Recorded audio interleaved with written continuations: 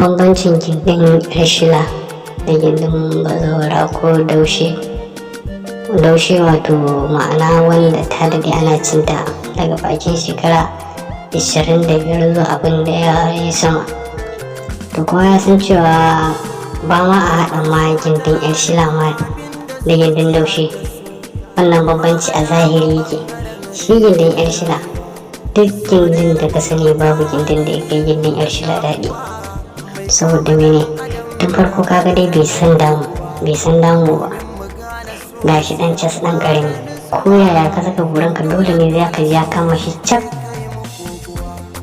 Kuma ita yar shila za ka ji ta yar cas ne, ba wani girman jiki ne. Na ka ce yar shila wata suna tunanin wai a karamin yarinya mai kananan shekaru ita ne yar shila, ba haka wani. Mai karamin jiki ita ce yar shila. Kuma duk duniya babu gindin da ya kai ta gindin ta daɗi. In dai zance ne daɗi babu shi, in gaya muku babu shi. Za ga shi tun farko ma in Allah ya saka haɗa da mai tsafta ne, za ga tun farko yanayin dizayin ɗin gindin ma daban ne. Ballantana ka saka buran ka ciki habba, za ka ji ɗan ƙarami ya kama shi cap haka kawai. Kana so ka kuma nune wai ka ce idan dai za ka ce yar shila wai ka ce sai ka nemo ka je ka sha wancan ka sha wannan ka sha wannan ka ƙara ƙarfi. Wahalar da ita za ka yi. Ita yar shila ba ta san damu.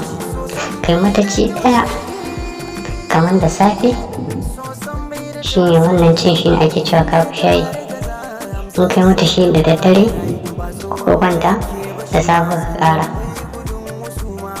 Yadda yar shila bai san damu gaskiya. Haka nan wurin mata in maɗugo haka sukan san cewa dai shi gindin yar shila tun da ba a dame shi ba, ake ba wari ba irin fata-fatan da bai tashi ba, wanda tana ba ki kyama. Haka nan za ki saba kina lashe abinki yadda ko da za ɗin shi ma yi.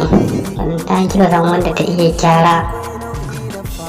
iya gyara saboda haka ga mai buƙatar yar shila ko na ci ko na lesbian yana iya yin magana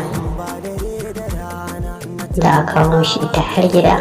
Muna da yan shila sabba yan ƙasa da shekara 20, daga bakin shekara 20 zuwa ƙasa akwai su. Sai ka ci sai ka more.